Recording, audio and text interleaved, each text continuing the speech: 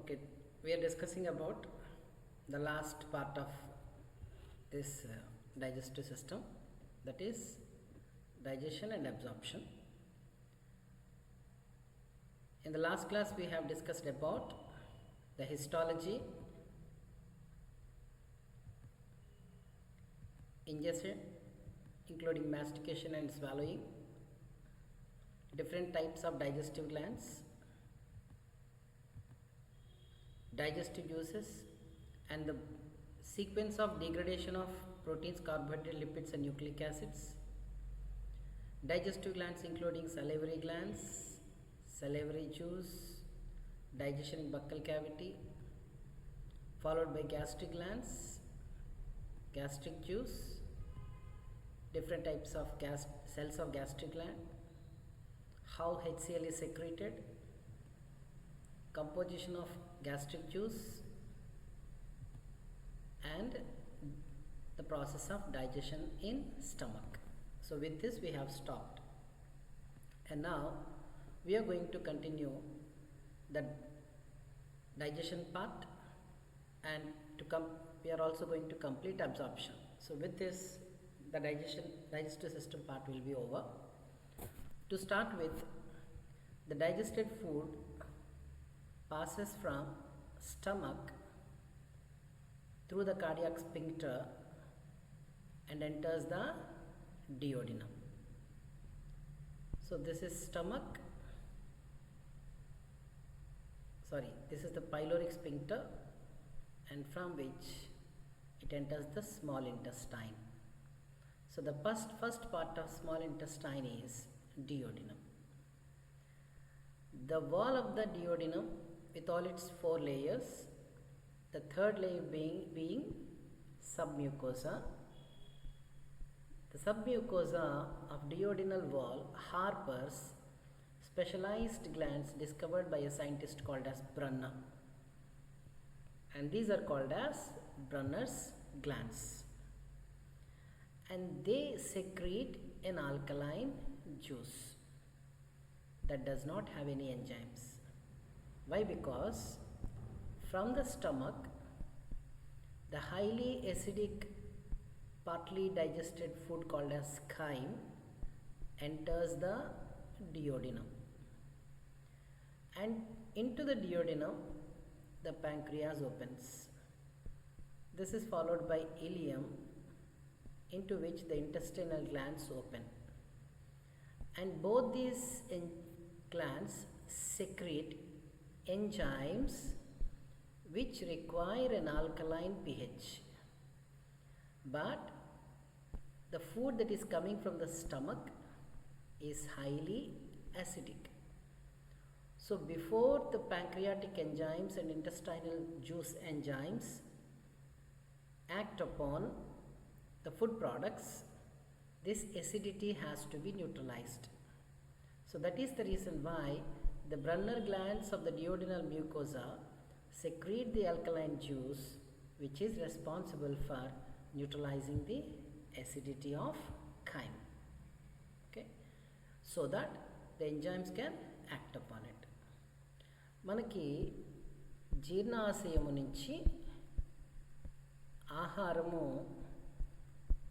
చిన్న పేగు మొదటి భాగమైన ఆంత్రమూలంలోకి చేరుకుంటుంది. ఈ ఆహారాన్ని మనం ఖైమ్ అని అంటాం. ఇది హెచ్సిఎల్తో కలిసి ఉండడం వలన అత్యధిక ఆమ్లత్వాన్ని కలిగి ఉంటుంది. మరి ఆంత్రమూలంలోకి ఏం తెరుచుకుంటున్నాయి? ఆంత్రమూలంలోకి క్లోమ గ్రంథి తెరుచుకుంటుంది. తర్వాత శేషాంత్రికంలోకి వెళ్ళిన తర్వాత శేషాంత్రికంలోకి ఆంత్రగ్రంథులు తెరుచుకుంటాయి. ఈ రెండూ కూడా జీర్ణ రసాలను స్రవిస్తాయి. వీటిలో ఉన్న ఎంజైములు క్షార మాధ్యమంలో మాత్రమే పనిచేస్తాయి. అంటే జీర్ణాశయంలో జీర్ణమైన ఖైమ్ అనేది ఆంత్రమూలంలో కానీ శేషాంత్రికంలో కానీ ఎంటర్ అయితే అక్కడ క్లోమరసంలో ఉండే ఆంతరసంలో ఉండే ఎంజైములు పని చెయ్యవు. అందువలన ఈ ఖైములో ఉన్నటువంటి ఈ ఆమ్లత్వాన్ని తటస్థీకరించాలి. అందుకనే ఆంత్రమూలం యొక్క అధోశ్లేష్మ స్థరంలో ఉన్నటువంటి బ్రున్నర్ గ్రంథులు ఒక ప్రత్యేకమైన క్షార జీర్ణరసాన్ని స్రవిస్తాయి. కానీ ఇది జీర్ణక్రియలో పాల్గొదు. ఎందుకంట దాంట్లో ఎంజైములే లేవు. కానీ దీనికి ప్రాముఖ్యత ఉంది. ఇదేం చేస్తుంది? జీర్ణాశయము నుంచి వచ్చినటువంటి పాక్షికంగా జీర్ణమైన ఆహారమైనటువంటి ఖైమును తటస్థీకరించటానికి తోడ్పడుతుంది. ఈ రకంగా ఖైమ్ అనేది ఈ బ్రున్నర్స్ గ్లాండ్స్ స్రావం వలన తటస్థీకరించబడుతుంది. ఇప్పుడు మనము డియోడినంలో జరిగే ఇతర కార్యక్రమాల గురించి తెలుసుకుందాం. So duodenum is the place after the stomach where the liver opens and also the pancreas. So both liver and pancreas are connected to the duodenum. In general, the liver and the pancreas are connected through a common hepatopancreatic duct to the duodenum. So ఆంత్రమూలంకి 2 గ్రంథులు connect అయి ఉంటాయి. ఒకటి కాలేయము, 2 క్లోమం. 2 కలిసి కాలేయ క్లోమ వాహిక ద్వారా సాధారణంగా 2 కలిసి కాలేయ క్లోమ వాహిక ద్వారా ఆంత్రమూలంలోకి తెరుచుకుంటాయి. అందులో ముందుగా మనం లివర్ గురించి చెప్పుకోబోతున్నాం. So liver secretes bile juice which is actually stored in gallbladder. So this is liver. Okay, attached to the liver there is a gallbladder. From the gallbladder arises a cystic duct, okay, which combines with the hepatic duct and also with the pancreatic duct that opens into the duodenum. The actual bile juice is synthesized in the hepatic cells. Through the small canaliculi, it reaches the hepatic duct and is stored by absorption into the gallbladder. The difference between the bile juice present in the liver and the bile juice present in the gallbladder is that the gallbladder is said to be highly concentrated, is having highly concentrated bile juice. What happens here? Whatever the bile juice that is present here in the gallbladder, from this water is reabsorbed back into the liver cells. Hence, it becomes highly concentrated. That highly concentrated bile juice which is present in the gallbladder, that is in turn surrounded by the sphincter of Oddi, which is a annular muscle. When this contracts, it empties into the duodenum. Okay, so కాలేయాన్ని చూసుకుంటే కాలేయంలో కాలేయ కణాలు ఉంటాయి. ఈ కాలేయ కణాల్లో పైత్యరసం స్రవించబడుతుంది. ఈ కాలేయాన్ని ఆనుకొని పిత్తాశయం ఉండి cystic నాళం ద్వారా కాలేయ వాహికతోనూ క్లోమవాహికతోనూ కలిసి చివరికి ఆంత్రమూలంలోకి తెరుచుకుంటుంది. యాక్చువల్గా చెప్పాలంటే లివర్లో ఉన్నటువంటి ఈ హెపాటిక్ కణాలులోనే పైత్యరసం స్రవించబడుతుంది. అది పిత్తాశయంలో నిల్వ ఉంటుంది. కాకపోతే పిత్తాశయము నుంచి నీరు తిరిగి పునఃశోషణం చెందుతుంది. అందువలన ఈ గాల్ బ్లేడర్లో ఉన్నటువంటి పైత్యరసము ఉత్పత్తి హెపాటిక్ కణాల్లో ఉత్పత్తి అయినటువంటి పైత్యరసము కంటే అధిక గాఢతను కలిగి ఉంటుంది. ఈ గాల్ బ్లాడర్ చుట్టూ ఒక ప్రత్యేకమైన సంభరణి కండరం ఉంటుంది. సంభరణి కండరం అంటే ఏంటి అని అంటే ఇది ఒక వలయ కండరం. సంభరణి కండరం అనేది ఒక వలయ కండరం.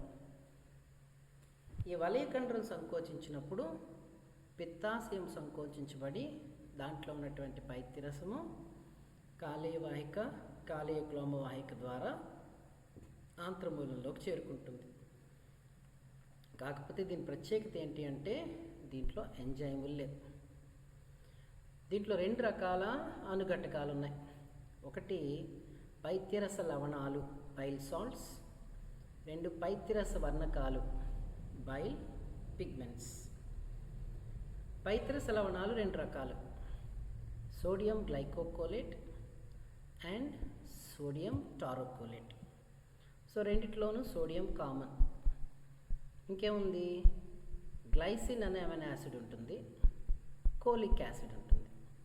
ఈ 3 కలిస్తే ఏర్పడేదే సోడియం గ్లైకోకోలేట్. మరి సోడియం టారోకోలేట్లో ఏముంది, సోడియం ఉంది, టారిన్ అనేటటువంటి అమైనో ఆమ్ల ఉత్పన్నం ఉంటుంది, ప్లస్ కోలిక్ యాసిడ్ ఉంటుంది. ఈ అమైనో ఆమ్ల ఉత్పన్నం దేని నుంచి ఏర్పడింది, సిస్టీన్ అనే అమైనో ఆమ్లం నుంచి ఏర్పడింది. సల్ఫర్ కంటైనింగ్ అమైనో యాసిడ్ ఇది. దాని నుంచి ఉత్పన్నమైన టారిన్ ఏర్పడుతుంది. ఈ 3 కలిసి సోడియం టారోకోలేట్గా ఏర్పడతాయి. ఇవి కాక మనందరికీ తెలిసిందే హీమోగ్లోబిన్ బ్రేక్డౌన్ అయితే హీమ్ వస్తుంది, గ్లోబిన్ వస్తుంది. గ్లోబిన్ ప్రోటీన్ కాబట్టి అది బ్రేక్డౌన్ అయితే అమినో యాసిడ్స్ వస్తాయి. హీమ్ మాత్రం బ్రేక్డౌన్ అయితే ముందుగా బైలిరూబిన్ వస్తుంది. అది ఆక్సీకరణ చెందితే బైల్బెరిడిన్గా మారుతుంది. వీటికి ప్రత్యేకమైన విధి అంటూ ఇప్పటివరకు సైంటిస్టులు ఏం కనుక్కోలేదు. ఇవి రక్తంలో ఉంటాయి, తర్వాత ఏం చేస్తాయి, విసర్జింపబడతాయి. ఎలాగా, కాలేయం నుంచి పైత్యరసం ద్వారా పేగు కుహరంలోకి వచ్చి మల విసర్జన జరిగేటప్పుడు విసర్జింపబడతాయి. మరి వీటి యొక్క ప్రత్యేకమైన పని ఏంటంటే మల పదార్థాలకి వర్ణాన్ని ఏర్పరచటం. బైలిరూబిన్ ఉంటే గోల్డెన్ ఎల్లో కలర్ వస్తుందంట.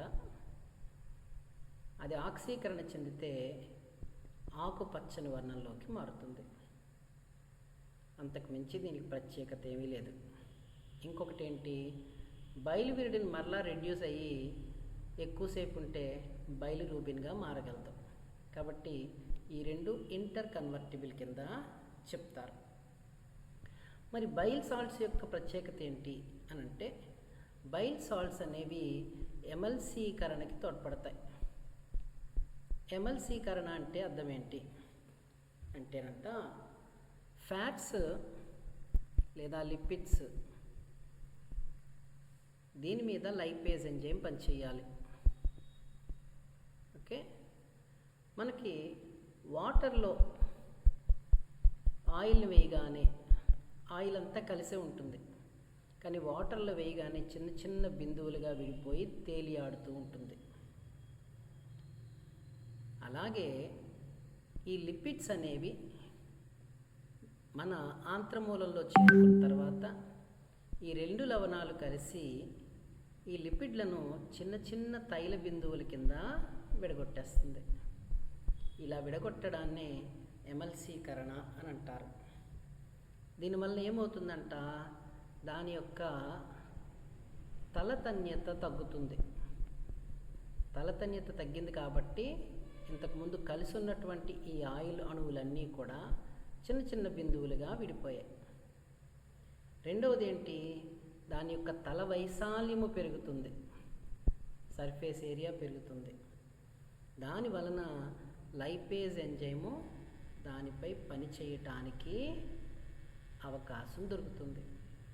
కాబట్టి బైల్ సాల్ట్స్ అన్నవి లేకపోతే ఏం జరగదంట, ఎమల్సీకరణ జరగదు.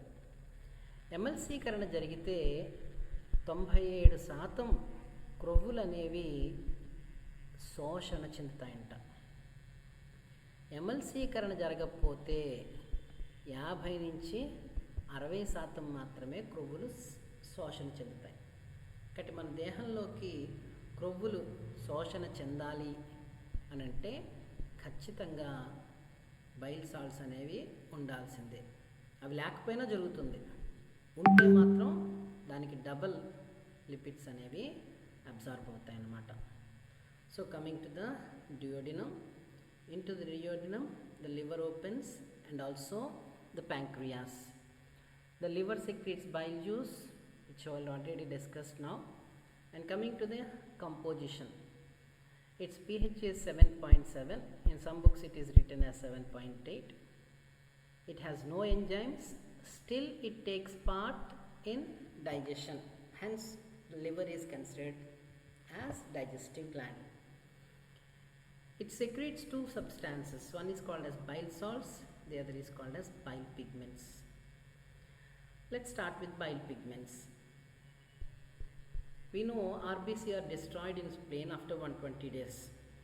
When the RBC are destroyed, the membrane disrupts and releases hemoglobin, which also gets broken down to produce globin protein and heme. The globin, because it is a protein, when it is broken down, it releases amino acids that are recycled back into the circulation. Whereas the heme is said to be, when it is broken down, it produces first bilirubin. Okay, and this bilirubin, when it stays for some time, it is oxidized to produce the biliverdin.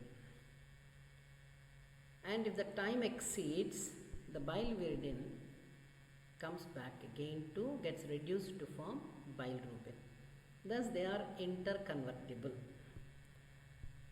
What is the function of bilirubin and biliverdin? Scientists did not understand the actual function of these.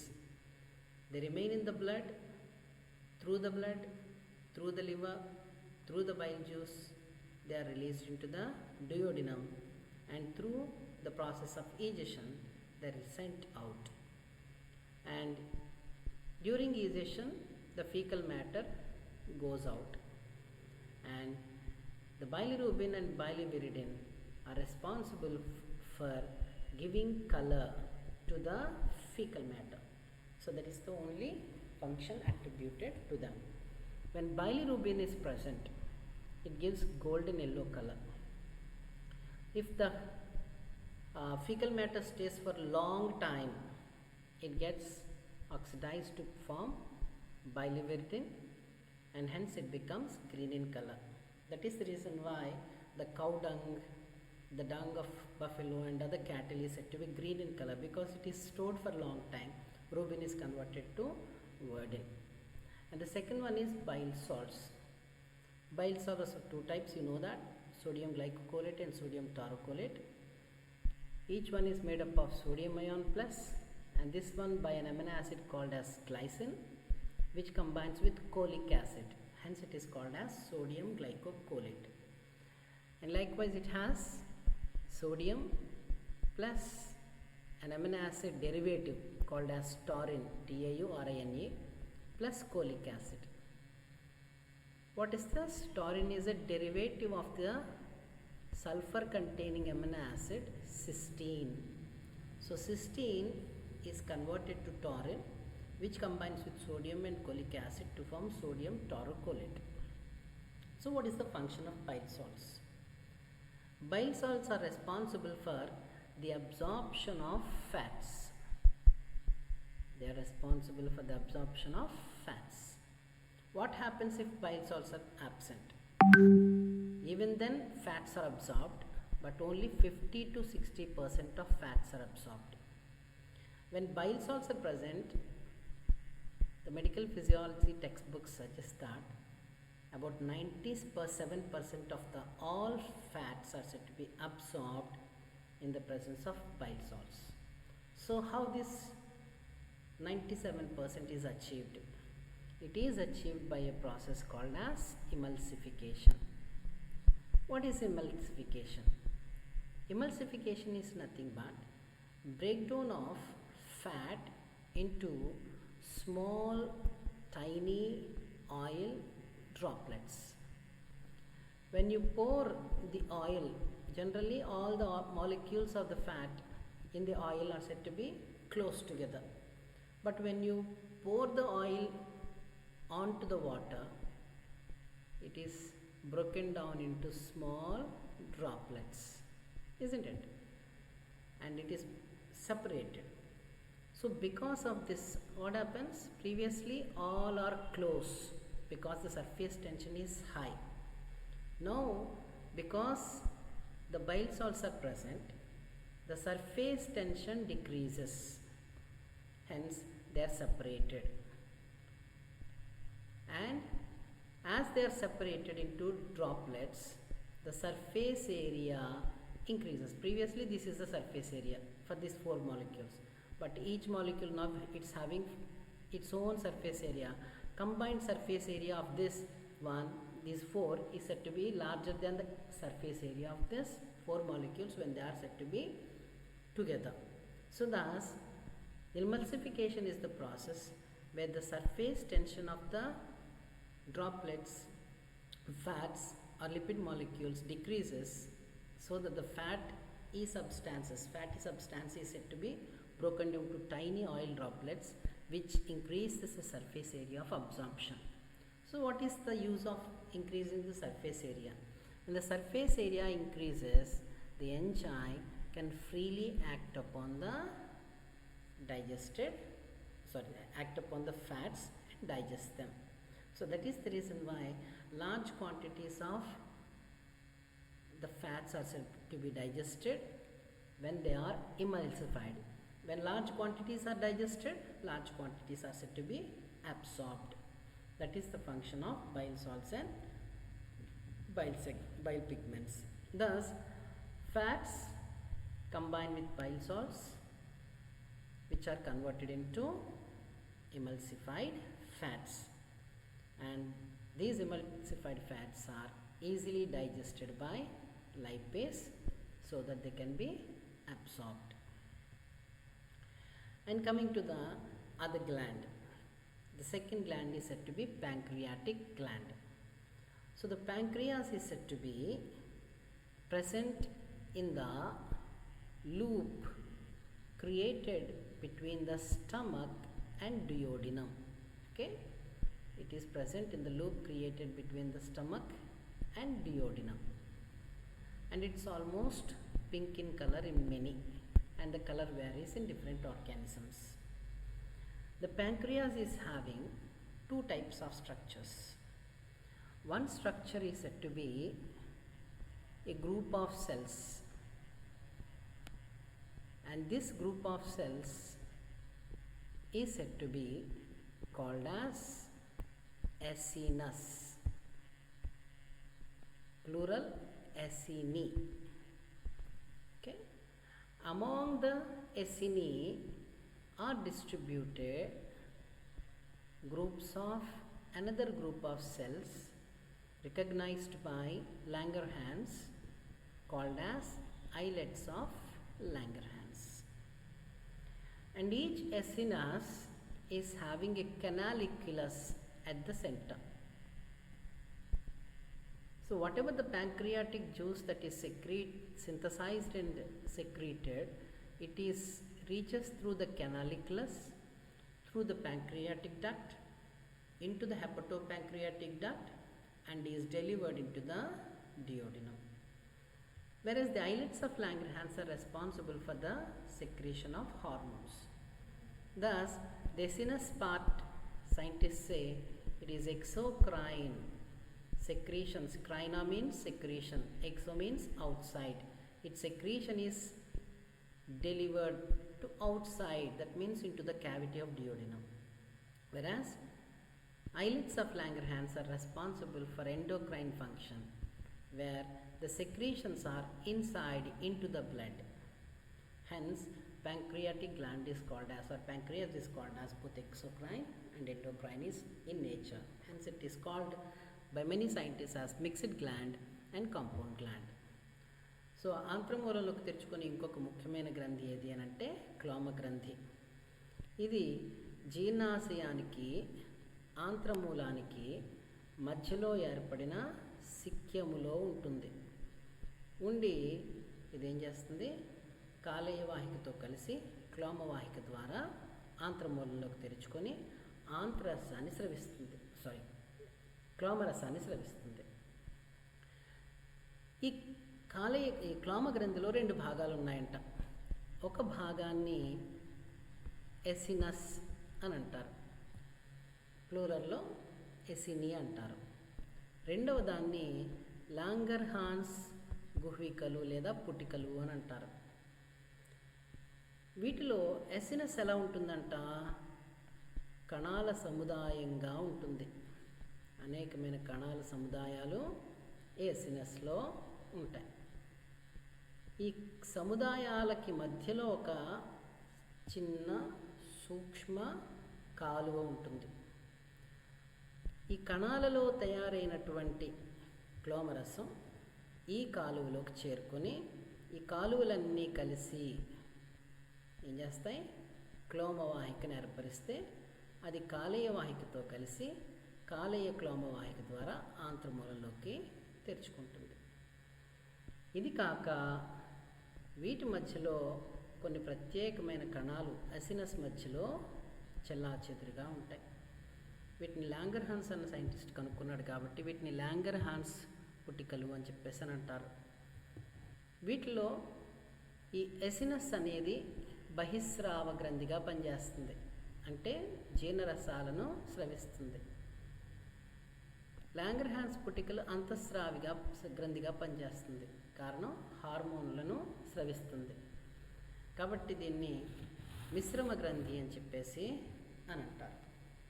Okay, మరి దీనికి వచ్చేసరికి inside the duodenum the pancreatic gland secretes pancreatic juice which digests carbohydrates, proteins and fats, and it is controlled by 2 enzymes. One is called as secretin, the other is called as cholecystokinin pancreosimine. So previously these 3 are considered as 3 different substances, but now they are considered as only 2. Secretin is one, cholecystokinin is found to be analogous functionally as well as structurally. It's having homologous similarity to pancreosimine. So these 2 are considered as one and secretin is another. So what is the difference between secretin and pancreosimine? So we already have seen that from the stomach into the duodenum, the food that comes is called as chyme. The chyme is said to be highly acidic, which is neutralized by the action of the Brunner's glands, but that is not sufficient. And that is the reason why when the pancreas opens into the duodenum, it secretes pancreatic juice. The pancreatic juice is secreted under the control of 2 hormones. One is secretin, the other is said to be cholecystokinin. When secretin stimulates this, pancreatic juice is secreted into the duodenum. But this pancreatic juice is rich in bicarbonates. It's poor in enzymes. It is rich in bicarbonates, poor in enzymes. That means it is highly alkaline with very few number of or quantity, very less quantity of enzymes. And this pancreatic juice, which is rich in bicarbonates, is again responsible for the neutralization of acidity of the chyme. After the neutralization of acidity of chyme has taken place, now the pancreosimine or cholecystokinin releases and it stimulates again the pancreatic gland, so that pancreatic juice is secreted. This pancreatic juice is now poor in bicarbonates and it is rich in enzymes, and thus this pancreatic juice is now responsible for the digestion of the food, because it contains lots of enzymes, and there are 5 different kinds of enzymes.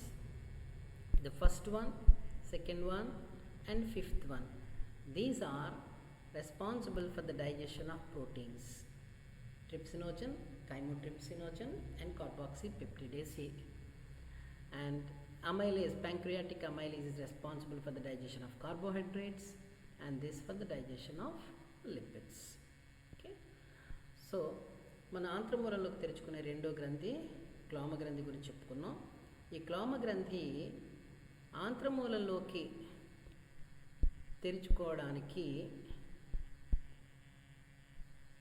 తెరుచుకున్న తర్వాత క్లోమరసాన్ని స్రవిస్తుందని చెప్పుకున్నాం. ఈ క్లోమరసాన్ని స్రవించడం అనేది రెండు హార్మోన్ల అధీనంలో ఉంది. ఒక hormone పేరు సెక్రెటిన్, రెండో దాని పేరు కొల్సిస్టోకైనిన్. ఇంతకుముందు దీన్ని ప్యాంక్రియోజైమిన్ అని పిలిచేవారు. Cholecystokinin, I forgot to mention, stimulates gall bladder to secrete bile juice. Pancreozymin stimulates pancreas to secrete pancreatic juice. Cholecystokinin పిత్తాశయాన్ని ప్రేరేపించి పైత్యరసం స్రవించడానికి తోడ్పడుతుంది.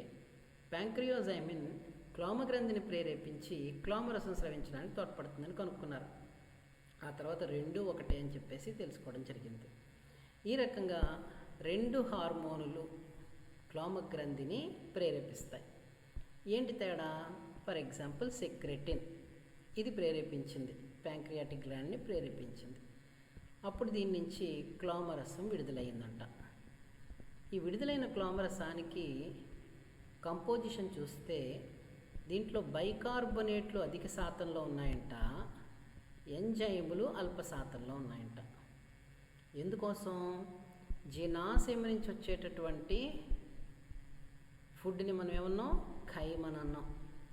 ఇది అత్యధిక ఆమ్లత్వాన్ని కలిగి ఉందని చెప్పాం. బ్రున్నర్ గ్రంథులు దీన్ని ఏం చేస్తున్నాయి? తటస్థీకరిస్తాయని చెప్పుకున్నాం. కానీ అది కూడా సరిపోదు. అందుకని ఏమవుతుంది? సెక్రెటిన్ అధీనంలో రిలీజ్ అయినటువంటి ఈ క్లోమరసం అత్యధికమైన బైకార్బోనేట్లు కలిగి ఉండడం వలన అత్యధిక క్షారత్వాన్ని కలిగి ఉంటుంది, సుమారుగా 8. అది ఈ ఖైమ్ యొక్క ఆమ్లత్వాన్ని బ్రున్నర్స్ గ్లాండ్స్ తర్వాత తటస్థీకరిస్తుంది. సో మొత్తం యాసిడిటీ, ఖైమ్ యొక్క ఆమ్లత్వం అంతా తటస్థీకరించబడి pH 2 నుంచి 7కి వచ్చేసింది.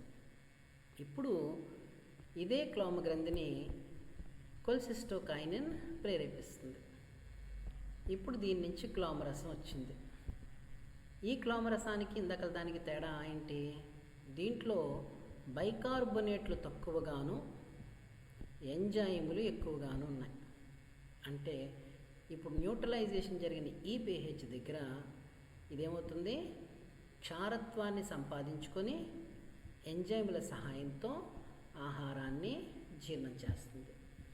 ఈ ఎంజైములు 5 రకాలు ఉన్నాయి: ట్రిప్సినోజన్, కైమోట్రిప్సినోజన్, కార్బాక్సీపెప్టిడేజ్ ఏ. ఈ 3 ప్రోటీన్లను జీర్ణం చేసేవి. ఇది ఎక్సోపెప్టిడేజ్ అని చెప్పుకున్నాం. ఈ 2 ఎండోపెప్టిడేజెస్ చెప్పుకున్నాం లాస్ట్ క్లాస్లో. రెండవది పిండి పదార్థాలను జీర్ణం చేసే క్లోమరస అమైలేస్, క్రొవ్వులను జీర్ణం చేసే క్లోమరస లైపేస్ కూడా ఉంటాయి. This is all we have I have explained you about secretin and cholecystokinin, pancreozymin. And coming to the process of digestion in duodenum, quickly, you already know, so I'll be running through it fastly. From intestinal mucosa, an enzyme gets released, enterokinase, when the food enters the duodenum. And this enterokinase is responsible for the activation of trypsinogen to trypsin. So pancreatic juice contains inactive enzymes. Both these are inactive, trypsinogen and chymotrypsinogen. And enterokinase activates trypsin. After the activation, the trypsin now can activate its own inactive form. And thus, like pepsin, scientists say it is also autocatalytic in function. Not only trypsin activates its own self, but also it activates chymotrypsinogen to trypsin. Okay, And what is the function of this? Trypsin breaks down peptones and proteases. Already pepsin has converted the proteins into proteases and peptones, and now these two, proteases and peptones, which are the end products of digestion of pepsin, are now broken down by trypsin to release large peptides. And these large peptides, not only this, chymotrypsin also acts upon by these and releases large peptides. And the large peptides are now broken down by carboxypeptidase A to release peptides. Okay? With this, the digestion of proteins in duodenum is over. So ఆంత్రమూలంలో జరిగే జీర్ణక్రియకు వచ్చేసరికి ముందుగా ప్రోటీన్ల జీర్ణక్రియ చెప్పుకుందాం. క్లోమరసంలో ఉన్నటువంటి ఎంజైముల్లో కార్బాక్సీపెప్టిడేస్ తప్ప మిగిలిన రెండు కూడా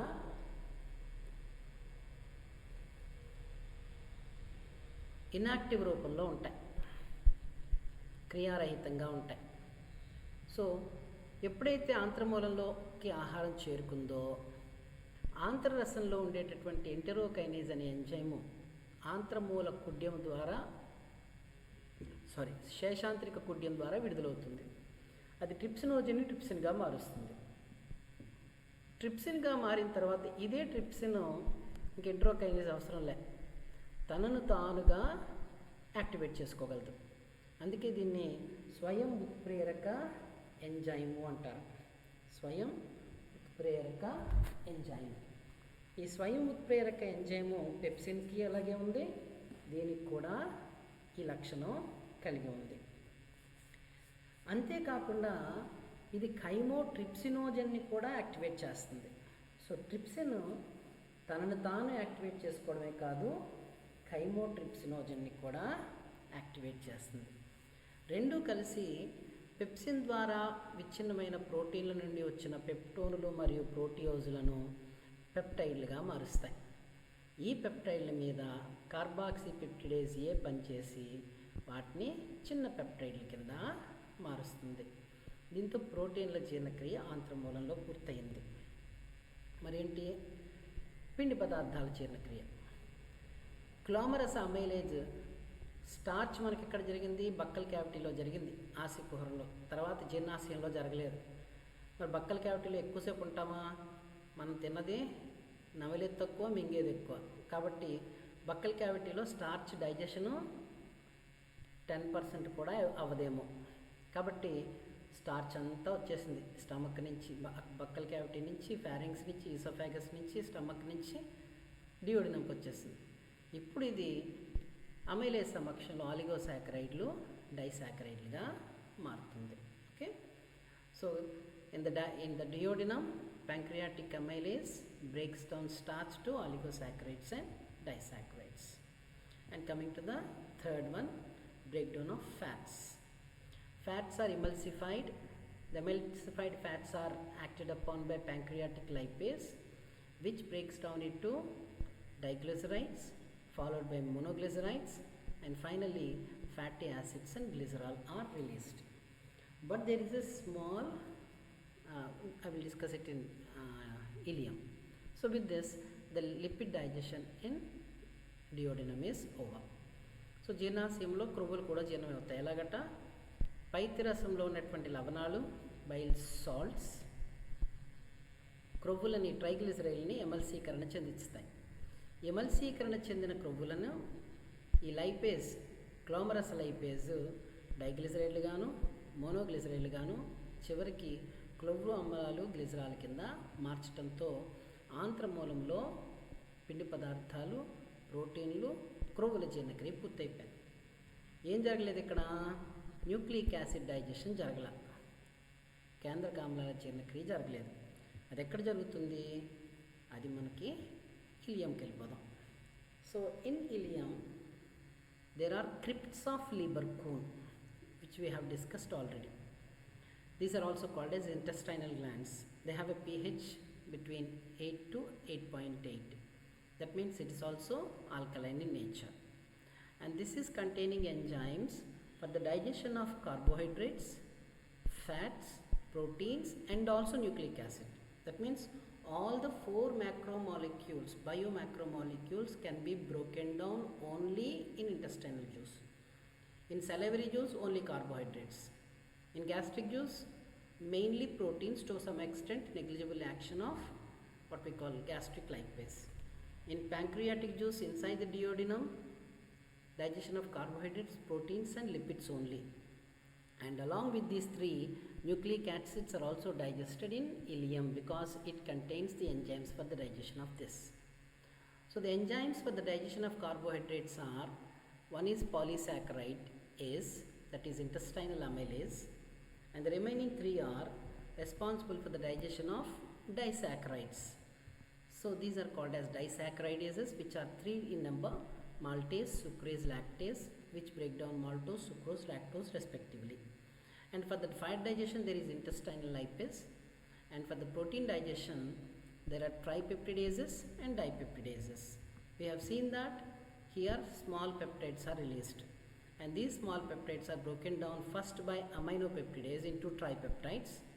The tripeptides are broken down by tripeptidase into dipeptidase, and dipeptidase breaks down the dipeptides into finally amino acids.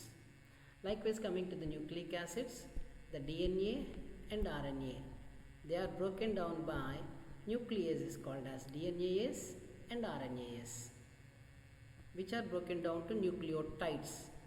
The nucleotides are broken down by nucleotidase, which releases nucleosides.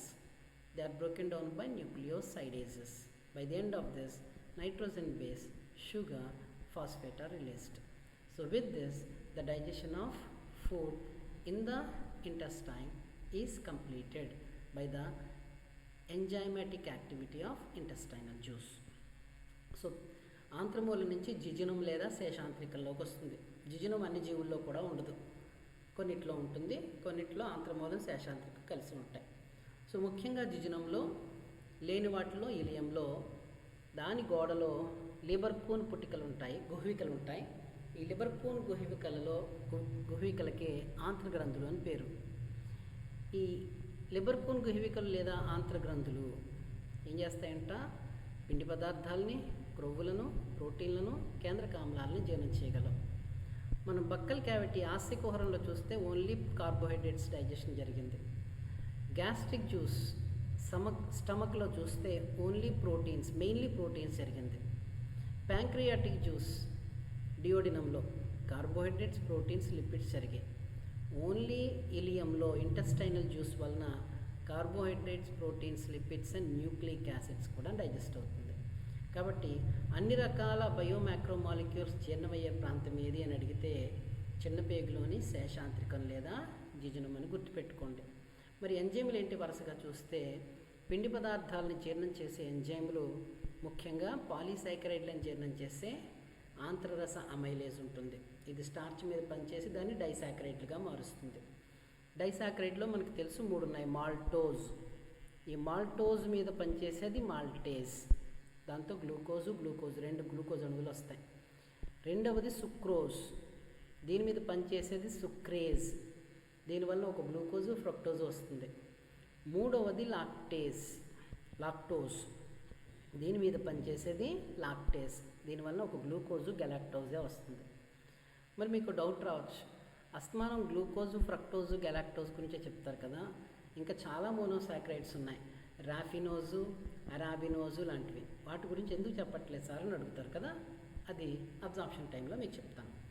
రెండోది ఫ్యాట్ డైజెషన్. క్రొవ్వుల జీర్ణక్రియకి వచ్చేసరికి ఒకే ఒక enzyme intestinal lipase, దీని గురించి డీటెయిల్గా next స్లైడ్లో చెప్పుకుందాం. ప్రోటీన్లకు వచ్చేసరికి అమైనోపెప్టిడేజ్ ఉంది.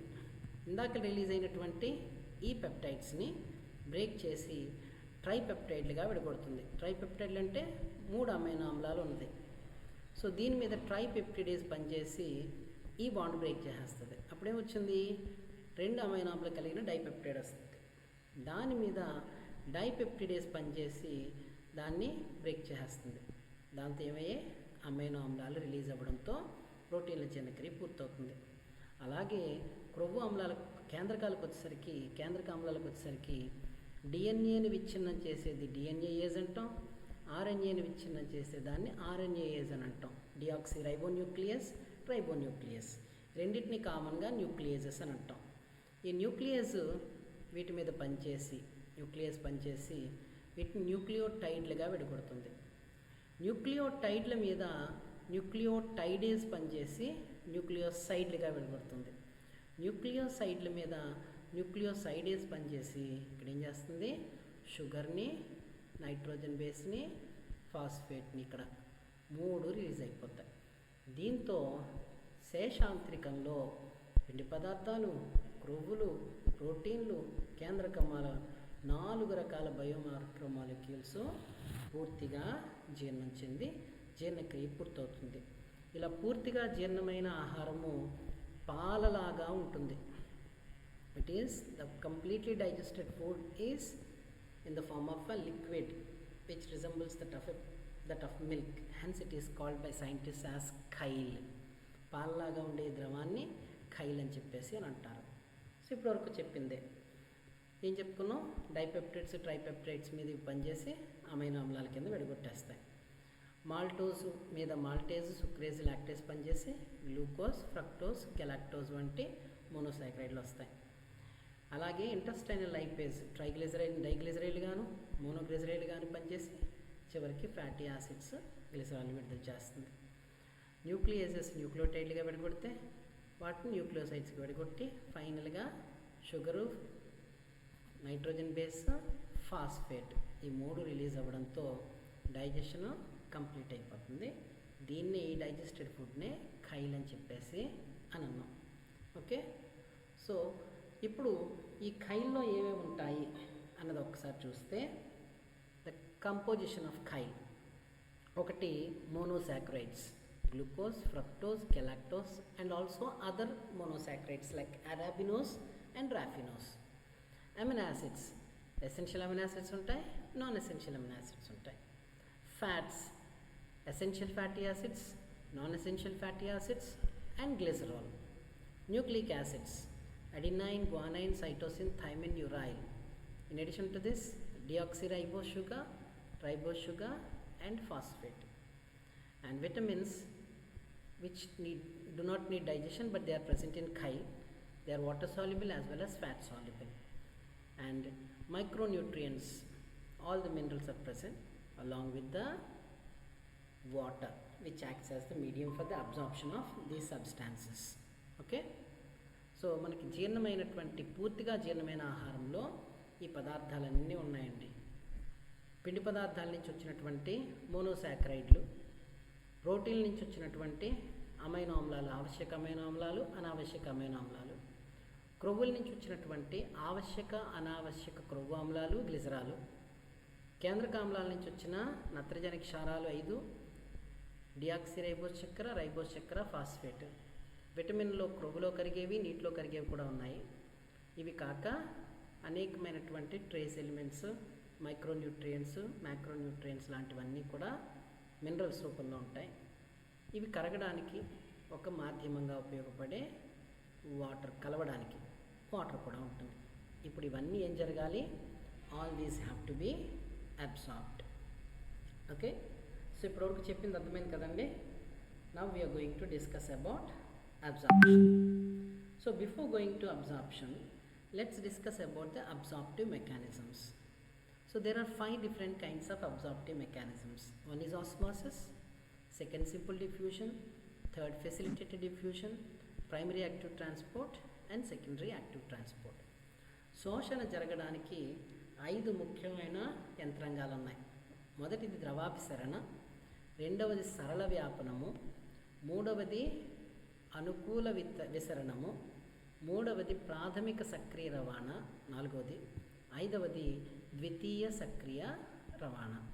ఇవేంటో ఒకసారి మీకు అర్థమైతే మీకుతో పాటు అర్థమవుతుంది. ఆస్మోసిస్ అంటే ఏంటి? ఆస్మోసిస్లో మనకేం జరుగుతుంది అని అంటే, ఇది ఒక సెమీ పర్మియబుల్ మెంబ్రేన్ అనుకుందాం. అర్ధపారగమ్య త్వచం. అర్ధపారగమ్య త్వచం అంటే అర్థం ఏంటి? సొల్యూట్స్ని రవాణా చేయదు, ద్రావితాలని, సాల్వెంట్ని మాత్రమే రవాణా చేస్తుంది. ద్రావితాన్ని రవాణా చేయదు, ద్రావణిని మాత్రమే రవాణా చేస్తుంది. మరి ఇప్పుడు చూడండి, ఇటుపక్క ఈ సెమీ పర్మియబుల్ అర్ధపారగమ్య త్వచానికి ఒకవైపు పెద్ద పెద్ద సొల్యూట్ పార్టికల్స్ ఉన్నాయి. ఈ పెద్ద సొల్యూట్ పార్టికల్స్ ఈ మెంబ్రేన్ ద్వారా రవాణా చెందలేవు. ఇప్పుడు చిన్న సొల్యూట్ పార్టికల్స్ ఉన్నాయి, ఇవి అటు ఇటు వెళ్ళగలవు. సో ఈక్విలిబ్రియం మీరు ఎప్పుడు మెంబ్రేన్కి అటు ఇటు 50 ఉంటే ఇటు 50 ఉండాలి ఏవైనా సరే. కానీ ఇక్కడ ఏమైంది, ఇవి సమానంగా ఉన్నాయి, కానీ ఈ పెద్ద అణువులు, ఈ ద్రావితపు అణువులు ఇటు పక్క ఉండిపోయాయి. కాబట్టి గాఢత ఇటు ఎక్కువైపోయింది, ఇటు తక్కువైపోయింది. ఇప్పుడు ఏం చేయాలి, వీటిలో కొన్ని సగాన్ని ఇటు పంపించేస్తే సరిపోతుంది. కానీ ఏం చెప్పాను, ఇది వాటిని రానివ్వదు అన్నాను. అందుకోసం ఏం జరుగుతుందంట, ఈ గాఢతను తగ్గించడానికి ఇటుపక్క ఉన్నటువంటి నీటి అణువులు రవాణా చెందుతాయి ఇటుపక్కకి. సో నీటి అణువులు ఇటుపక్క రవాణా చెంది దీన్ని గాఢతను తగ్గిస్తాయి. మనకి మజ్జిగలో ఉప్పు ఎక్కువైపోయిందంటే ఏం చేస్తాం, ఎక్కువైపోయిన ఉప్పును తీసేయం కదా, నీళ్ళు కలిపేస్తాం. అలాగే ఇక్కడ గాఢత, అక్కడ ఉప్పు వలన ఎలాగైతే గాఢత పెరిగిందో, ఉప్పు అనేది అక్కడ ద్రావితం. ఎక్కడో కూడా ఏదైనా ద్రావితం, ప్రోటీన్లు అనుకుందాం, ప్రోటీన్లు పెద్ద ప్లాస్మా త్వచం ద్వారా రావు, కాబట్టి దీని గాఢత పెరిగిపోయింది. ఈ గాఢతను తగ్గించడం కోసం నీటి అణువులు రవాణా చెంది ఎక్కడి నుంచి, ద్రావితం యొక్క తక్కువ గాఢత నుంచి, అల్ప గాఢత నుంచి ద్రావితం యొక్క అధిక గాఢతకి జరిగే నీటి అణువుల రవాణాని మనం ద్రవాభిసరణ అని అంటాం. ఇది అర్ధపారగమ్య త్వచం ఉన్నప్పుడు మాత్రమే జరుగుతుంది. సాధారణంగా నీరు అనేది ఈ ఆస్మాసిస్ ద్రవాభిసరణ రీతిలో రవాణా చెందుతుంది అని చెప్పేసి శాస్త్రవేత్తలు చెప్తారు. కాబట్టి మనకి శోషణలో నీరు శోషణ చెందాలి అని అంటే ఆస్మాసిస్ అనేది ఒక విధమైనటువంటి యంత్రాంగం. Okay, so the first mechanism is osmosis. Osmosis is nothing but it is the transport of water from where, from low concentration of the solute to an area of high concentration of the solute through a semi-permeable membrane until equilibrium is established on either side. So why this has to take place? Because let's say here there is water, here there is water, okay, but on one side there are large solute particles. H2O here is said to be solvent, and these are, let us say, they are proteins, they are solute particles. So these solute particles are large in size and they are present on one side. Because they are more in number, here there are no solute particles. Here the concentration on this side is more, this side is said to be less with respect to this solute. So now the cell has to maintain equilibrium on either side. But this membrane is a semi-permeable membrane. That means it allows the passage of solvent but not solute which is large in size. So these molecules cannot move to this side. When they come to move to this side, what happens? Concentration is equally established on both sides. But as they cannot move from this side to this side, now what happens? The water molecules move through the membrane and decrease the concentration on the other side. And this process of transportation of water molecules from an area of low concentration of the solute to an area of high concentration of the solute through a semi-permeable membrane until equilibrium is established is called as osmosis. And many scientists believe that water is said to be absorbed by osmotic mechanism. And the second one is simple diffusion. Simple diffusion takes place in three ways. It depends either on concentration gradient, that means difference in concentration, pressure gradient, difference in pressure, or electrochemical gradient with respect to charged particles on either side of a membrane. So if there is a membrane here, this blue colored one, on this side there are more molecules, so there is high concentration. On this side there are no molecules, low concentration. Substances move from high concentration to low concentration through the plasma membrane so that equilibrium is established on either side, and this process is called as simple diffusion. And simple diffusion takes place only 2, if this is the plasma membrane, simple diffusion may take place either through the lipids or through the channels only. Simple diffusion can take place either through the lipids or through the channels only. So some of the substances of the digested food are absorbed based on their concentration gradient or electrochemical gradient from an area of high concentration to an area of low concentration until equilibrium is established. But this is accomplished either through lipids or channels. That means whatever the substance, if the substance is lipid soluble, for example vitamins A, D, E, K, they are lipid soluble vitamins. So lipid soluble vitamins can pass through easily from one side to the other side because their concentration is more in the intestine, less in the blood. So they are said to be lipid soluble. The plasma membrane of the villi is made up of, epithelium is made up of lipids, so it can pass easily through. So whatever the lipid soluble substances, they are passed through the lipids easily. Coming to the lipid insoluble substances like ions, they are passed through the channels. For example, sodium channels, potassium channels, chloride channels and other channels. All these are responsible for the transportation of substances which are lipids insoluble and are said to be charged, and that is based on electrochemical gradient. Okay, so రెండో యంత్రాంగం ఏంటి అంటే సరళ వ్యాపనం. కొన్ని పదార్థాలు సరళ వ్యాపనం ద్వారా చేరుకుంటాయి, అబ్సార్ప్షన్, శోషణం చెందుతాయి మనం జీర్ణమైన ఆహారంలోవి. ఏంటంట సరళ వ్యాపనం? ఒకవైపు గాఢత అధికంగా ఉండి ఇంకొక వైపు తక్కువగా ఉంటే అధిక గాఢత నుంచి అల్ప గాఢతకి పదార్థాలు రవాణా అవుతూ రెండు వైపులా సమానంగా ఉండేటట్లు చేస్తాయి. కాకపోతే ఇది సరళ వ్యాపనం ప్లాస్మా త్వచంలోని రెండు ప్రాంతాల ద్వారా మాత్రమే జరుగుతుంది. ఒకటేంటంట ప్లాస్మా త్వచములోని లిపిడ్స్ ద్వారా, రెండవది ప్లాస్మా త్వచములో ఉండే ఛానల్స్ ద్వారా. లిపిడ్స్ ద్వారా ఏం జరుగుతాయి? లిపిడ్లలో కరిగేవి ఏంటవి? క్రొవ్వు ఆమ్లాలు, గ్లిజరాలు, అలాగే క్రొవ్వులలో కరిగే విటమిన్లు అయిన ఏడీఈకేలు సింపుల్గా లిపిడ్స్లో కరిగేసి పేగు కుహరం నుంచి రక్తంలోకి ట్రాన్స్పోర్ట్ అయిపోతాయి. మరి లిపిడ్లలో కరగని సోడియం, పొటాషియం, క్లోరైడ్ లాంటి ఛానల్స్, అయాన్స్ ఏం చేస్తాయంట? ఛానళ్ళ ద్వారా రవాణా చెందుతాయి. కాబట్టి మనకి మినరల్స్ ఏమో సింపుల్ డిఫ్యూజన్ పద్ధతిలో ఛానల్స్ ద్వారాను, క్రొవ్వులో కరిగేవి సింపుల్ డిఫ్యూజన్ పద్ధతిలో క్రొవ్వుల ద్వారాను రవాణా చెందుతాయి. And the next one, third one is facilitated diffusion. The name itself says it is facilitating. What does it facilitate? Okay, and here there are substances in simple diffusion. Lipid soluble substances are passed through this, and lipid insoluble substances are passed through this.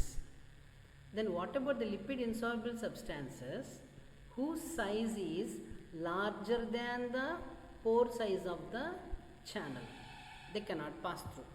For this, there is a protein in the plasma membrane which facilitates the transportation of these kind of substances, and this is also based on concentration, pressure, electrochemical gradient. That means from high concentration to, here there are 4, here there are 2, from high concentration to low concentration, for which it requires a protein channel, protein, and this protein is called as a carrier protein or permeases.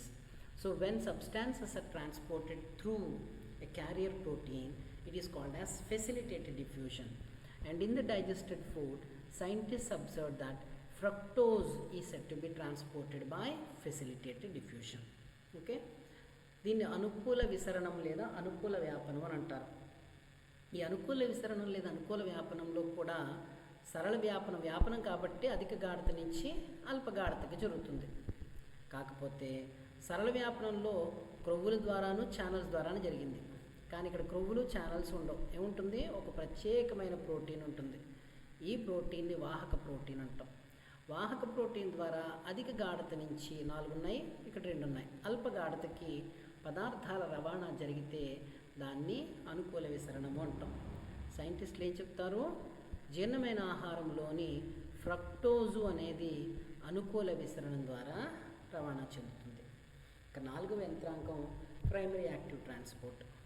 Primary active transport is called as uphill transport, while diffusion is called as downhill transport.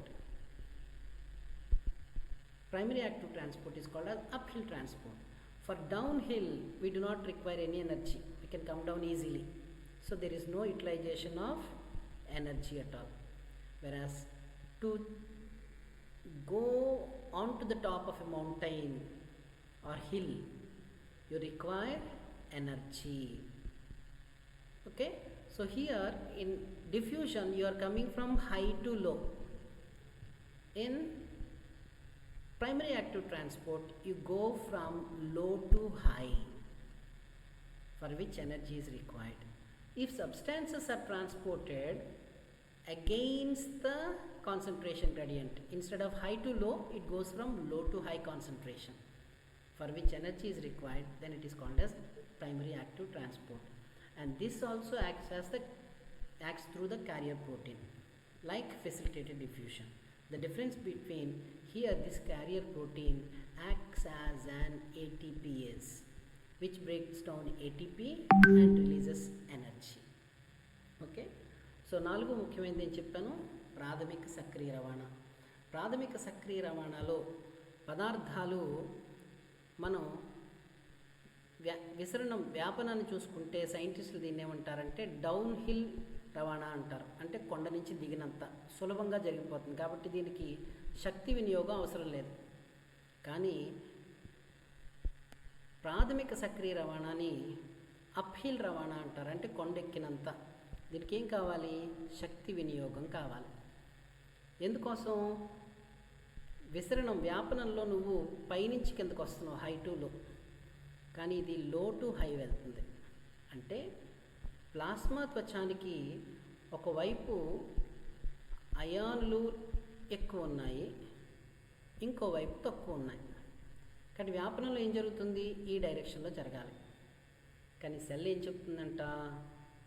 ఈ డైరెక్షన్లో జరుగుతుంది. ఇప్పుడు ఈ డైరెక్షన్లో జరుగుతుందంటే లో concentration నుంచి high కాన్సన్ట్రేషన్కి.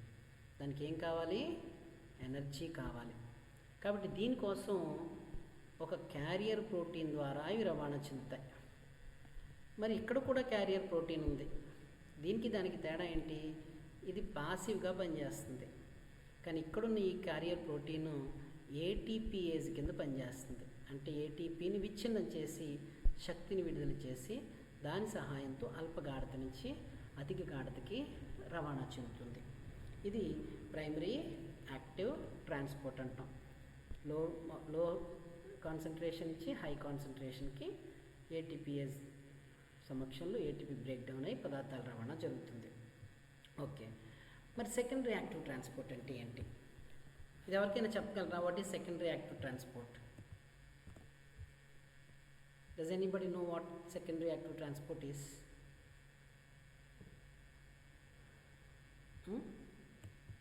Okay, let me explain it. In a simpler way, I will explain it. So, secondary active transport ni ela cheptaru ante scientists lo, for example, this is the plasma membrane. Okay, sodium ions and potassium ions. So, sodium ions, potassium ions unnai. Ippudu sodium potassium pump pani chesindi.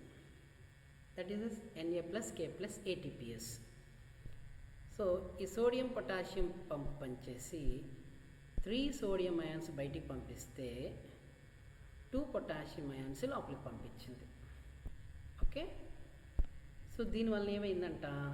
Sodium ion concentration బయట ఎక్కువైంది, లోపల తక్కువైపోయింది. Potassium ion concentration లోపల తక్కువైంది, లోపల ఎక్కువైంది, బయట తక్కువైంది. Okay, ఇప్పుడు ఇది ఎలా జరిగింది? సోడియం పొటాషియం ఏటీపీఏస్ అన్న ఎంజైము, ఇది కలర్ రావట్లేదు,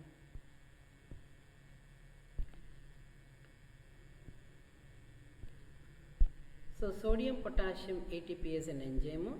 దీన్ని బ్రేక్ చేస్తే వచ్చిన ఫాస్ఫేట్ దీంతో కలిసి ఫాస్ఫారిలేషన్ జరిగితే అప్పుడు ఈ రెండు ఆపోజిట్ డైరెక్షన్లో ట్రాన్స్పోర్ట్ అయిపోయాయి.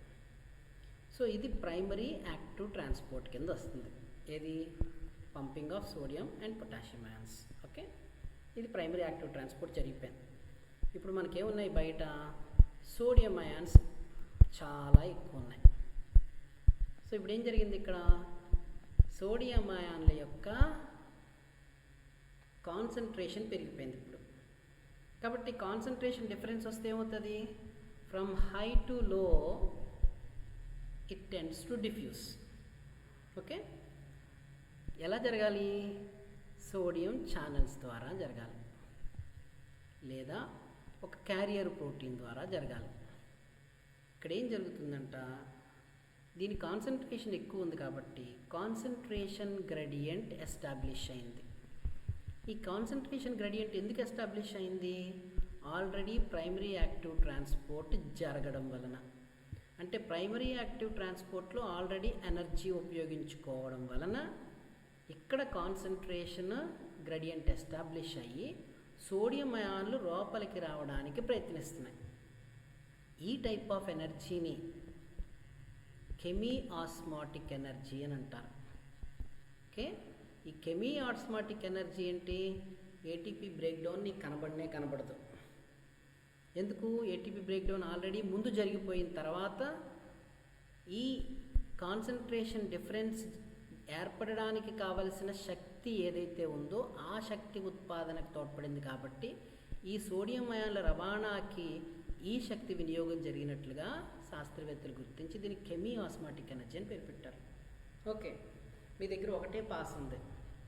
Okay, AR Rahman musical show జరుగుతుంది. ఇద్దరు వెళ్ళాలి. ఏం చేస్తారు? ఇద్దరు కలిసి చేతులు పట్టుకొని అండ్ మోసం చేసి ఒక పాస్ మీద ఇద్దరు వెళ్ళిపోతారు. అలాగే సోడియం అయాన్ ఒకటే వస్తుంది. మరి సోడియం అయాన్తో పాటు ఏం రావచ్చు? ఇంకో పదార్థం కూడా తీసుకొచ్చేసారనుకోండి, అప్పుడేమవుతుంది? ఖర్చు లేకుండా ఒక పాస్ మీద ఇద్దరు ఎలాగైతే మ్యూజికల్ షోకి వెళ్ళిపోయారో లేదా ఐపీఎల్ క్రికెట్ మ్యాచ్కి వెళ్ళిపోయారో, సోడియంతో పాటు గ్లూకోజ్ కూడా లోపలికి వచ్చేస్తుంది, లేదా ఆపోజిట్ డైరెక్షన్లో వెళ్ళిపోతుంది. వీటిని మీరేమంటారు? సింపోర్ట్, యాంటీపోర్ట్ అని చెప్పేసి అని అంటారు. ఈ రకంగా కెమీ ఆస్మాటిక్ ఎనర్జీని ఉపయోగించుకొని చేసేటటువంటి రవాణాని సెకండరీ యాక్టివ్ ట్రాన్స్పోర్ట్, ద్వితీయ సక్రియ రవాణా అంటాం. కొన్ని పదార్థాలు, ఉదాహరణకి గ్లూకోజ్, గెలాక్టోజ్, అమినో యాసిడ్స్, ఇవన్నీ కూడా ద్వితీయ సక్రియ రవాణా ద్వారా శోషణ అనేది చెందుతాయి. Okay, so the second one is said to be secondary active transport. It is nothing but movement of one molecule against its concentration gradient, that is glucose, is driven by the movement of another molecule down its concentration gradient, like sodium ions, using a membrane transporter but without directly using ATP.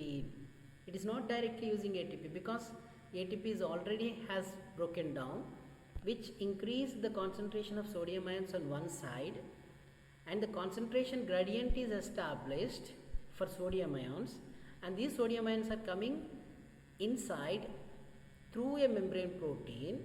By using the same membrane protein, another molecule is coming against its concentration gradient from low to high concentration, and such a transport is called as secondary active transport. And the what we call the energy that is required is indirectly utilized, not directly, and this is called as chemiosmotic energy. So when the substances like amino acids, glucose, galactose are transported through a membrane protein by using chemiosmotic energy, it is called as a secondary active transport. If the substances to be transported both are present on the same side, it is called as symport. If the substance to be transported, one is present on the other side and the other is said to be present on the other side, then it is called as a counter transport. Thus both symport or co-transport, counter transport or anti-transport are the two mechanisms of secondary active transport. Here one molecule moves down its concentration gradient like sodium ion, and the other molecule moves against its concentration gradient. Because it is against, hence it is called as active transport. Because there is no direct utilization of NNC, hence it is called as secondary active transport. Okay, so here this diagram explains this, how this takes place. So here sodium ion is said to be coming, along with the sodium ion the glucose is also coming, okay, from the lumen of the intestine into the intestinal cell, and this type of mechanism is called as secondary active transport. Because both are present on the same side and both are going in the same direction, it is called as co-transport, and the energy that is utilized here is called as chemiosmotic energy. Now let us see the absorption, mechanism of absorption. ఇప్పుడు actual శోషణకు వచ్చేసాం. About 95% of nutrient molecules are absorbed in the small intestine. So జీర్ణమైన ఆహారంలో 95% ఎక్కడ జరుగుతుందటండి? Small intestine, శేషాంత్రికల్లో జరిగిపోతుంది. Not just small intestine, it is ileum, శేషాంత్రికల్లో జరుగుతుంది. A few substances are absorbed in the stomach and large intestine also, in addition to this buccal cavity also. కొంత ఆశికుహరంలోను జీర్ణాశయంలోను పెద్ద పేగులో జరుగుతాయి. In buccal cavity only certain drugs are said to be dissolved and they pass through the what we call floor of the buccal cavity into the blood circulation. That is a different thing. But the remaining absorption takes place either in stomach, small intestine, that is ileum, and large intestine. Okay, and when the food is absorbed, it either goes into the blood or into the leaf through the mucous membrane. Almost all ingested food, 80% of electrolytes and 90% of water are absorbed in the small intestine, and remaining are absorbed in the large intestine, leaving only, let us say, if 1500 ml of chyle is formed, only 100 ml is said to be sent out. Of this, about 1000 ml is absorbed through small intestine, that is ileum, and 400 ml through large intestine, rectum, and only 100 ml is sent out along with the fecal matter. Okay, so శోషణకు వచ్చేసరికి శేషాంత్రికంలో 95% పదార్థాల శోషణ జరుగుతుంది. జీర్ణాశయంలో కొద్దిగాను, పెద్ద పేగులోని పురీషనాళంలో కొంతగాను జరుగుతుంది. ఈ జీర్ణమైన ఆహారం అయితే రక్తంలోకి లేదా శోషరసంలోకి రవాణా చెందుతుంది. So coming to the absorption of water, will start with water and one by one I will be explaining you in detail. So each day about 9 liters of fluid enters the small intestine. మనకి చిన్న పేగు ద్వారా ఎంత fluid వస్తుందంటండి? 9 లీటర్లు వస్తుందంట. అందులో about 2.3 liters is ingested through food and beverages. So ఆహారం ద్వారాను ఇతర ద్రావకాల ద్వారాను 2.3 liters దీంట్లోకి చేరుతుంది.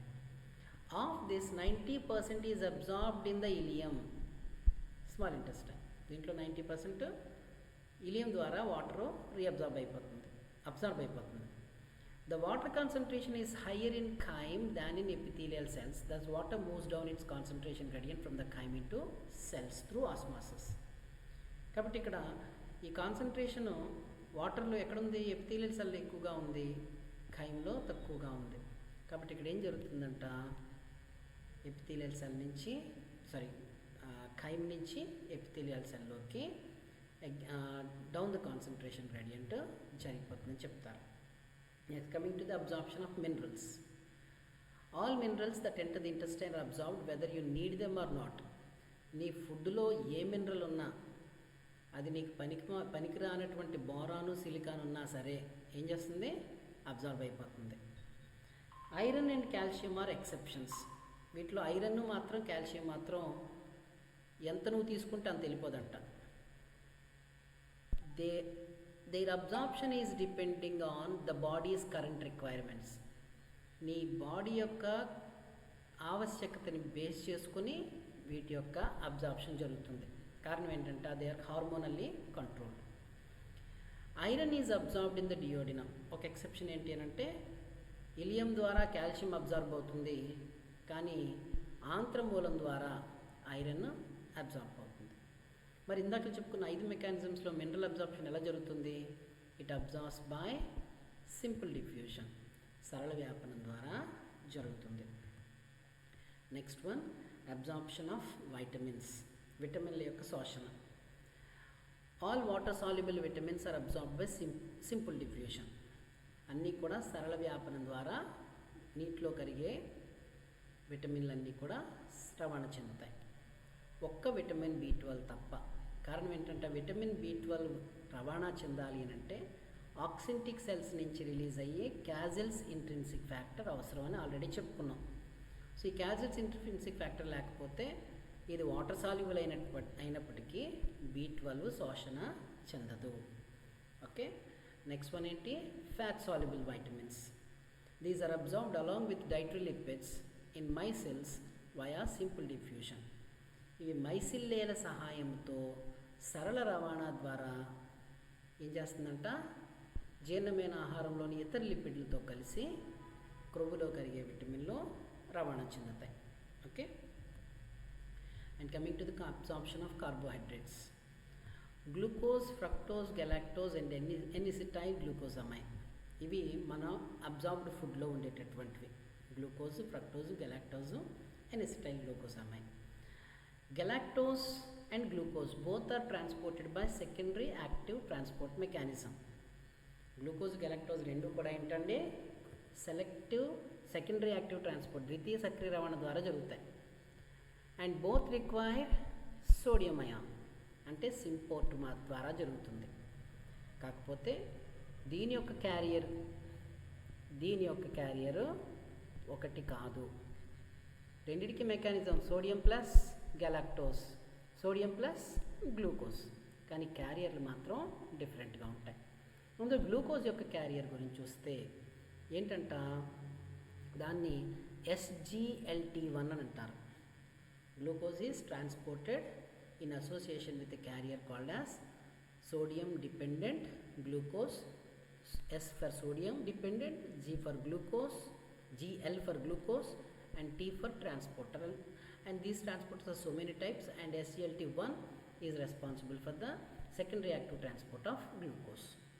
Okay, అలా కాదు, తీసుకున్న ఫుడ్లో గ్లూకోజ్ కంటెంట్ ఎక్కువ అయిపోయింది అంటే నువ్వు ఎక్కువ రైస్ తింటున్నావు. రైస్ ఎక్కువ తింటే ఏమవుతుంది? స్టార్చ్ ఎక్కువ ఉంటుంది. స్టార్చ్ ఎక్కువ ఉంటే ఏమవుతుంది? గ్లూకోజ్ ఎక్కువ నుంచి ఉంటుంది. అప్పుడు నీకేమవుతుందట, another protein comes in function, that is GLUT2. GLUT means glucose, GLU for glucose, T for transporter. So glucose transporter అనే ప్రోటీన్ సహాయంతో హై కార్బోహైడ్రేట్ లోడ్ ఉన్నప్పుడు గ్లూకోజ్ రవాణా జరుగుతుంది. And lastly fructose is transported by facilitated diffusion for which glucose transporter 5 acts as a carrier protein. సో ఫ్రక్టోజ్ అనుకూల విసరణం ద్వారా రవాణా చెందుతుంది. దీనికి ఒక వాహక ప్రోటీన్ కావాలనుకున్నాం కదా, దాని పేరు GLUT5. And absorption of proteins. All amino acids are transported by active transport. What kind of active transport? Secondary active transport. And this is a co-transport or sodium symport which depends on sodium ions. So ఇందాక glucose, galactose ఎలాగైతే చెప్పుకున్నామో ఇది కూడా Na+ dependent secondary active transport ద్వారా జరుగుతుంది. Okay, కానీ కొన్ని amino acids అంతా facilitated diffusion ద్వారా జరుగుతాయని చెప్పారు, వాటిని మెన్షన్ చేయలేదు. నెక్స్ట్ మనం ఇప్పటివరకు చెప్పుకుంది ఏంటి? Amino acids are the end products of protein digestion. కానీ ట్రైపెప్టైడ్స్, డైపెప్టైడ్స్ కూడా కొన్ని డైజెస్ట్ అవ్వకుండా అప్పుడప్పుడు ఉండిపోతాయంట. And these are also absorbed. The luminal membrane is capable of transporting dipeptides as well as tripeptides. మనందరం ఏమనుకుంటాం? అమినో యాసిడ్స్ మాత్రమే absorb అవుతాయి అనుకుంటున్నాం, కానీ ఏమవుతుందంట? ట్రైపెప్టైడ్లు, డైపెప్టైడ్లు కూడా అబ్జర్వ్ అవుతాయి. ఇందాక ఒక పాయింట్ చెప్పడం మర్చిపోయాను. గ్లూకోజ్, గెలాక్టోజ్, ఫ్రక్టోజ్ వీటన్నిటిలో ఏది ఫాస్ట్గా వెళ్తుంది అబ్జార్ప్షన్లో? ఓకే, బ్లడ్లోకి ఇంటెస్టైన్ నుంచి వెళ్ళాలి అని అంటే గ్లూకోజ్ ఉంది, గెలాక్టోజ్ ఉంది, ఫ్రక్టోజ్ ఉంది. ఓకే, వీటిని యూనిట్ 1తో తీసుకుందాం. ఓకే, తీసుకుంటే గెలాక్టోజ్ యొక్క రేటు, గ్లూకోజ్ రేటు 1 అనుకుంటే దీనిది 1.1 ఉంటుందంట. గ్లూకోజ్ రేటు 1 అనుకుంటే ఫ్రక్టోజ్ రేట్ ఆఫ్ ట్రాన్స్పోర్ట్ ఎంత, 0.4 ఉంటుందంట. అంటే ఏది ఫాస్ట్గా రవాణా చెందుతుంది? Galactose is absorbed faster than glucose and fructose is absorbed slower than these two. అలాగే ఇంకా ఆరాబినోజు, రెఫినోజు ఉన్నాయి. వీటికి మరీ 0.1, 0.2. అందుకని వీటి గురించి మనం ఎక్కువ చెప్పుకో. ఎందుకు? వాటి రేట్ ఆఫ్ ట్రాన్స్పోర్ట్ తక్కువ, వాటి యొక్క ఉపయోగం కూడా అంతగా ఉండదు కాబట్టి.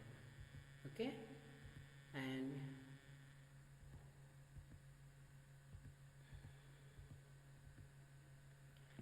coming to the absorption in stomach.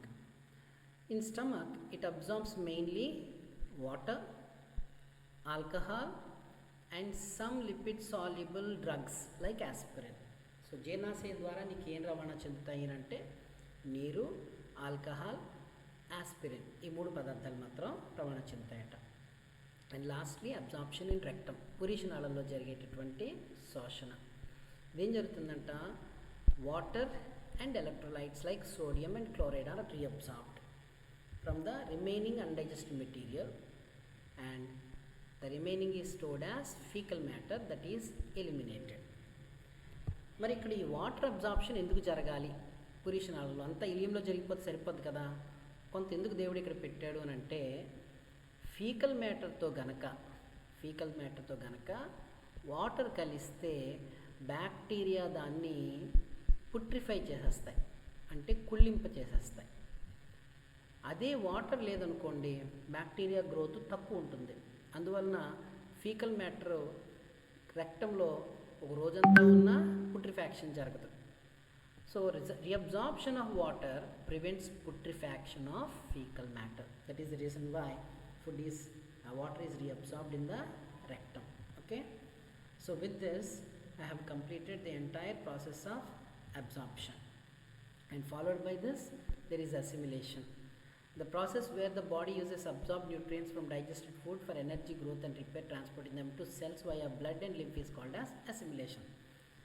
రక్తం ద్వారా, శోషరసం ద్వారా జీర్ణమైన ఆహార పదార్థాలు కణాలకు చేరడాన్ని స్వాంగీకరణం అని అంటాం.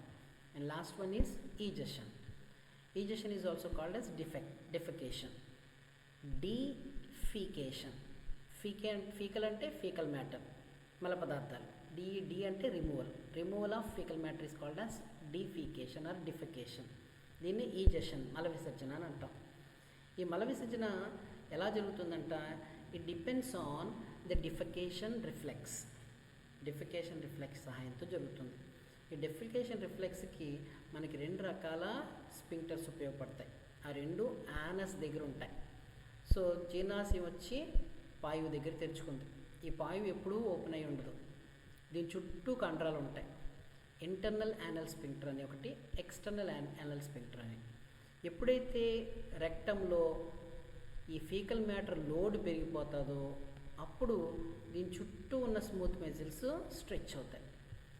స్ట్రెచ్ అయిన తర్వాత ఇక్కడి నుంచి ఇంపల్స్ బ్రెయిన్కి వెళ్ళి అక్కడి నుంచి డెఫికేషన్ రిఫ్లెక్స్ వచ్చి ఏం చేస్తుందంట? ఈ స్పింక్టర్ మజిల్స్ని వైడెన్ చేస్తుంది. అప్పుడు ఫీకల్ మ్యాటర్ బయటికి వెళ్తుంది. దీన్ని మనం డెఫికేషన్ రిఫ్లెక్స్ అని చెప్పేసి అని అంటారు. With this the entire process of digestion, absorption, assimilation and digestion is over. But in tomorrow's class I would like to mention one special topic, that is lipid transport. Absorption of lipids followed by the lipid transport and the different kinds of lipids: very low density lipoproteins, intermediate density lipoproteins, low density lipoproteins and high density lipoproteins. Why these are present, how these are transported. Tomorrow class we are going to discuss about it. Okay, thank you. If you have any doubts, ask me, otherwise we'll stop here. Sir, Saturday